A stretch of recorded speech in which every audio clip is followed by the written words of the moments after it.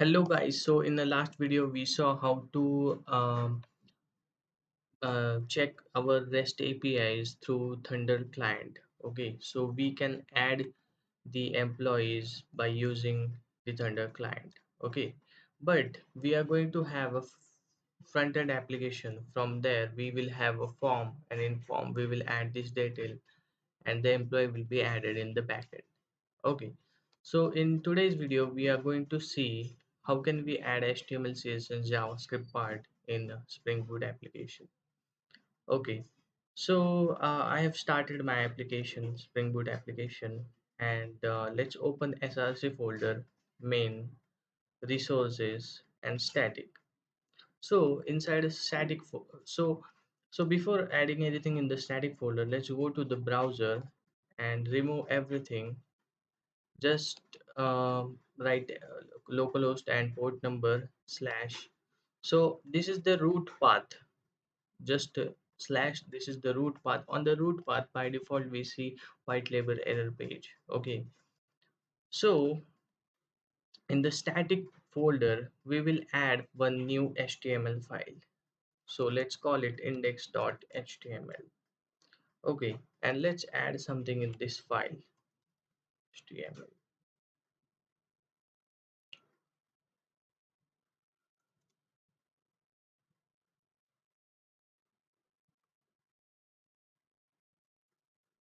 Head, title, employee, portal, and inside body just write hello world from html. Okay, so let's check. So my application is running and I have added index.html in the static folder. Now let's go back and let's refresh. So actually let's restart the application.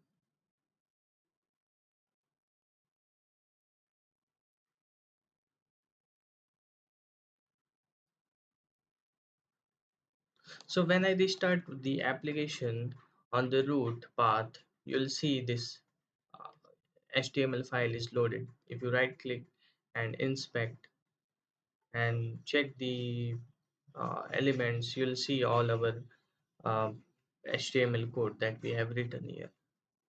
Okay, so here we will add the employees form and the list. Okay, so we saw how to make an HTTP request from Thunder client, but now we have to make an HTTP request through JavaScript.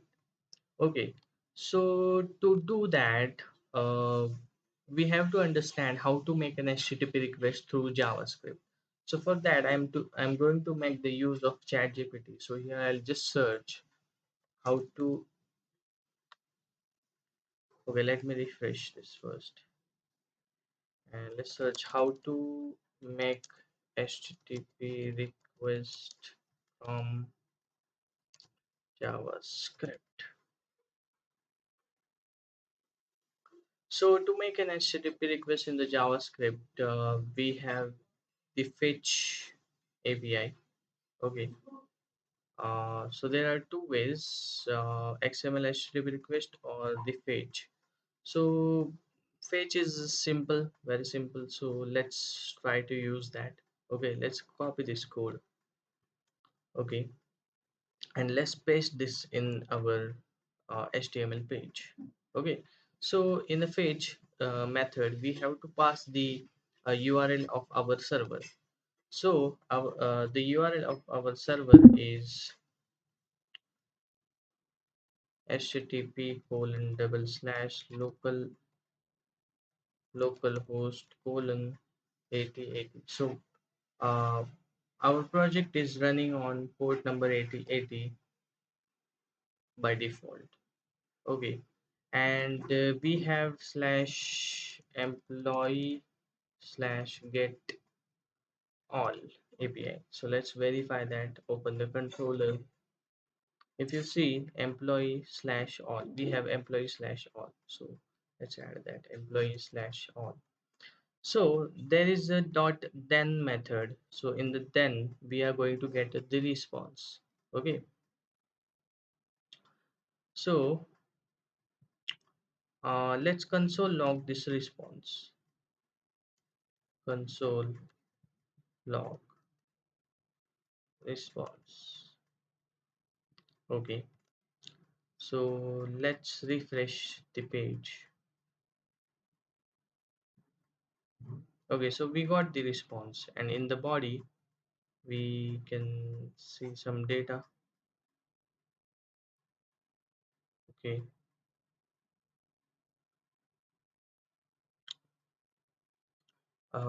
okay.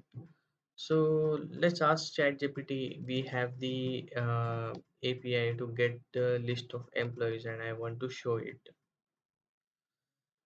So we have uh, how many APIs? Save and all. Okay, we have save and get all API. Uh, so when we save data, we make post request with body as id and name, and when we make get all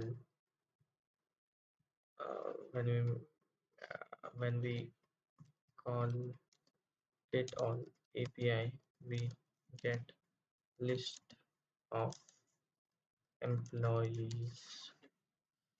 So write plain HTML and JavaScript to add form and view list of employees. Okay, so it's giving us the code for us.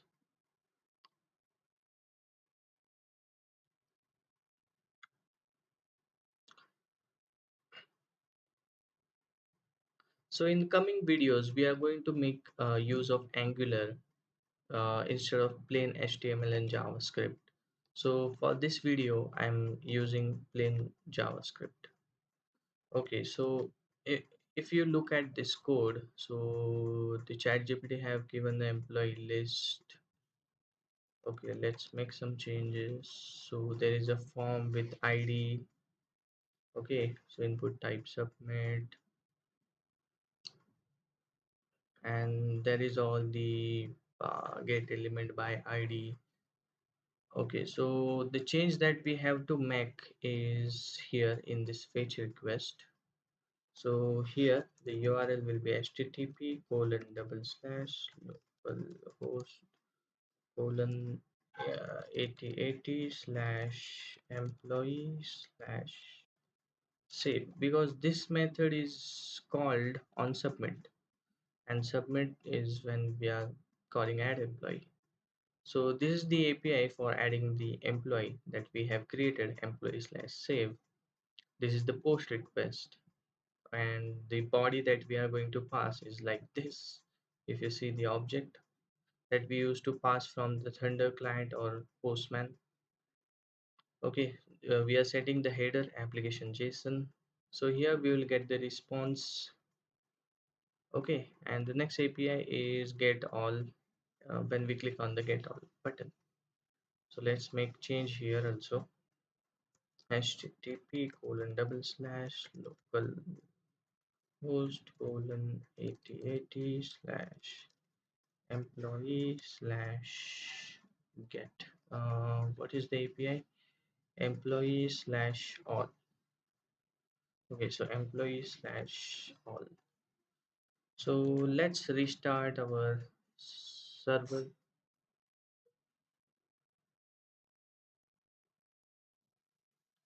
Let's reload our application. Yeah, so we can see the list of employee, that basic form, add button, and get all employee button. So when we click on get all employee, we are getting nothing. We can check in the network that API is getting called every time I click. If you click on the API, in the headers, you will see the URL http localhost 8080. Okay, so in the response, there's an empty array because when we restart our application, there is no data. In later video, we will use the database. So let's add one employee. Um, ID1 test add employee. So employee is added and the save API is called from JavaScript. So if you see HTTP localhost employee slash slave, you can see the payload, and we are passing the same data that we have created the model ID name. Okay, the same. If you give anything different, it will not work. So let's call get now. So we're getting the first employee. Let's add another test 2 and click on get. So this is working now. So that was all about the static folder and the HTML CSS part. So we have just used the plain HTML and JavaScript, nothing else. You can enhance this by using more Bootstrap or CSS part. So you can add all the files that you want to add, that you want to access them statically without the API. So for example, I have added a HTML, you can add CSS, you can add images, so those files will be statically accessed. Okay, so that's all for this video. If you like, give a thumbs up. Okay, so in the next video, we'll cover the database connection part. Thank you.